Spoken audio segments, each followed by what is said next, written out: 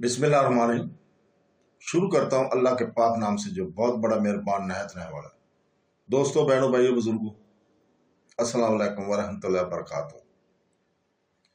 ہم سلطان رکن الدین ببرس کی قسط نمبر 3 میں ہم آپ کو خوش آمدید کہتے ہیں۔ تو دوستوں، ہم کل جہاں رکے تھے وہیں سے شروع کرتے ہیں۔ بردہ فروشوں کی منڈی سے ابو داؤد بلقا خان کے پاس تھا اور وہ پردے کی جانب بڑھ گیا تھا۔ اچانک وہ دوبارہ مڑا جیسے کچھ یاد آیا ہو۔ بلقا خان اس کی جانب لاپرواہی سے دیکھ رہا تھا۔ اس کے اچانک مڑنے پر فوراً سنبھل گیا۔ ایک بات تمہیں بتانا ضرور سمجھوں گا۔ بلقا خان اس کی جانب استفار نگاہوں سے دیکھنے لگا۔ ابو داؤد کے چہرے پر کچھ ہی دیر قبل چھانے والی پسمردگی یکدم غائب ہو چکی تھی، بلکہ اس کی جگہ کراہت امیز مسکان لے چکی تھی۔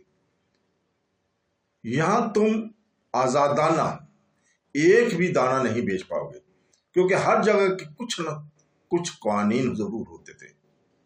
اسی طرح یہاں پر نووار تاجر مال براہ راست گاہک کو نہیں بیچ سکتا۔ وہ پابند ہے کہ مال صرف مقامی تاجر کو ہی دے کر چلا جائے۔ تمہارا تو مال ہی دوسری نوعیت کا ہے۔ مجھے پورا یقین ہے کہ تم اس میں سے ایک بھی دانہ کسی کو نہیں بیچ پاؤ گے۔ یہاں کے لوگ تم سے ضمانت بھی طلب کریں گے کہ خریدا ہوا دانہ انہیں دھوکہ دے کر فرار تو نہیں ہو جائے گا۔ یہ ضمانت صرف مقامی تاجر کی ہی ہوتی ہے، باہر سے کبھی کبھار آنے والے تاجروں کی نہیں۔ ابو داؤد کے چہرے پر مسکراہٹ گہری ہو چکی تھی، جبکہ بلقا خان اس کی بات پر قدرے پریشان ہو گیا تھا۔ اس کی بات کسی حد تک درست بھی تھی۔ اس کی ضمانت مستبر نہیں تھی۔ پھر تم کیا چاہتے ہو؟ بلقا خان نے استفسار کیا۔ بلقا خان نے جب استفسار کیا تو اس نے کہا کہ میں نے کہنا چاہتا ہے کہ تم اپنی بات کرو، مال مجھے بیچنا ہے یا نہیں؟ ٹھیک ہے، آؤ ادھر بیٹھو، بلقا خان نے بولا۔ ابو داؤد مسکراتا ہوا واپس گاؤں تکیے پر دراز ہو گیا۔ اس کے ساتھ ہی بلقا خان نے 2 جام مزید بھرے اور ایک اس کی جانب بڑھا دیا۔ دیکھو، یہ مال عام لوگوں کے لیے نہیں ہے، بلکہ خاص قسم کے لوگوں کی ضرورت ہے۔ تم سمجھ رہے ہو نا؟ بلقا خان نے کہا۔ ہاں، کتنے دانے ہیں؟ ابو داؤد نے پوچھا۔ 40، بلقا نے بولا۔ کیا لوگے؟ جو قیمت لگے گی اس کا 2/3 حصہ۔ نہیں، یہ بہت زیادہ قیمت ہے۔ ابو داؤد نے کہا، مال دیکھو گے تو تمہیں خود ہی اہمیت کا احساس ہو جائے گا کہ یہ قیمت کچھ بھی نہیں ہے۔ نہیں بلقا خان، میں ایسا سودا نہیں کر سکتا۔ مال چاہے جیسا مرضی ہو، تم فی دانہ کے لحاظ سے قیمت لگاؤ۔ یہ بات بھی دھیان میں رکھو کہ اگر کوئی دانہ فرار ہو گیا تو اس کی قیمت تم نہیں، میں نے ہی لوٹانی ہے۔ یہاں پہ میرا خیال ہے کہ مال دیکھنے کے بعد ہی بات آگے بڑھائی جائے تو بہتر ہوگا۔ بلقا خان نے بہر کسی کو آواز لگائی۔ کچھ ہی لمحوں میں ایک تنومند شخص خیمے میں داخل ہوا، جو کہ صورت سے ہی تند مزاج معلوم ہوتا تھا۔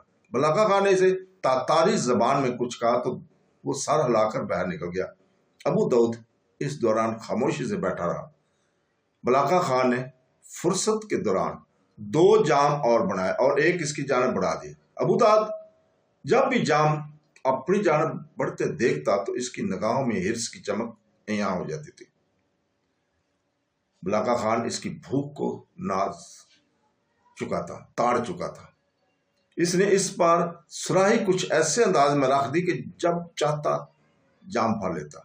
کچھ ہی لمحوں میں باہر سے وہی تازہ شخص خیمے میں داخل ہوا، اور اس بار وہ تنہا نہیں تھا، بلکہ اس کے ہمراہ ایک 10 سالہ خوبصورت لڑکا بھی تھا۔ سرخ اور سفید رنگت اور نزاکت سے اسے مزید پرکشش بنا ڈالا تھا۔ ابو داؤد کی نگاہ اس پر پڑی تو وہ جام کو بھول کر اسے تکتا رہ گیا۔ واللہ، یہ تو غلامان جنت کی مانند دکھائی دیتے ہیں۔ ابو داؤد بے اختیاری سے بڑبڑاتا اٹھا۔ میں نے کہا تھا نا کہ مال بے حد قیمتی ہے۔ یہ خاص دانے صرف میرے ہی پاس ہیں اور یہ صرف صاحب ذوق لوگوں کے لیے ہی ہو سکتے ہیں۔ بلاکا خان نے لوہا گرم دیکھ کر چوٹ لگائی۔ ابو داؤد یہ خاص دانے میں دشت چاک اور الف لیلوی کوہ کاف کی وادی سے لے کر آیا ہوں۔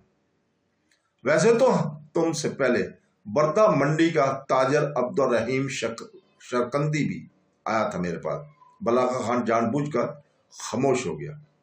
ابو داؤد جو کہ ابھی تک اس لڑکے کے تکے جا رہا تھا، دیکھ رہا تھا، عبد الرحمان کا نام سن کر یکدم چونک اٹھا۔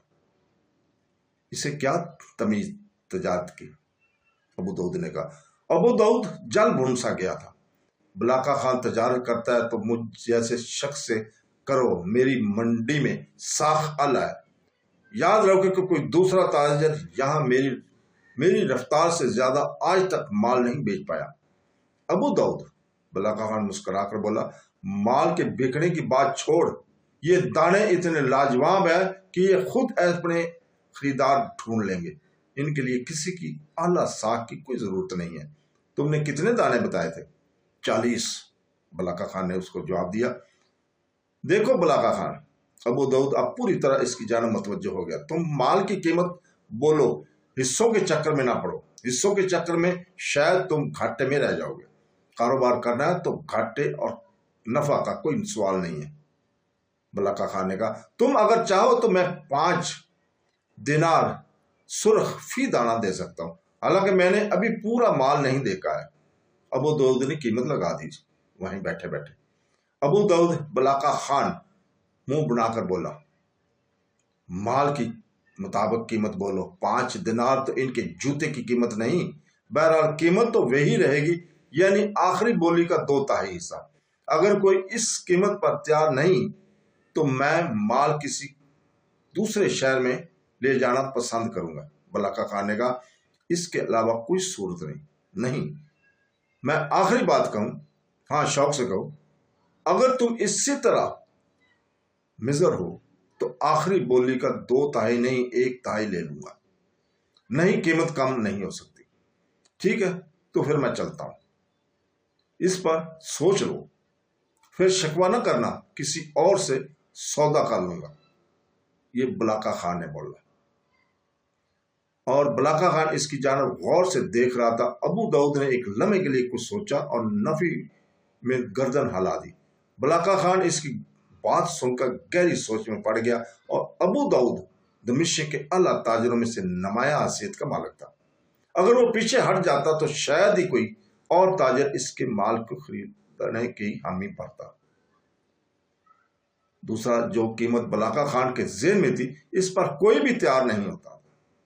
تو دوستو، اس جگہ پہ ہم رکتے ہیں۔ کل انشاءاللہ تعالی ہم اگلی قسط میں آپ کو خوش آمدید کہیں گے۔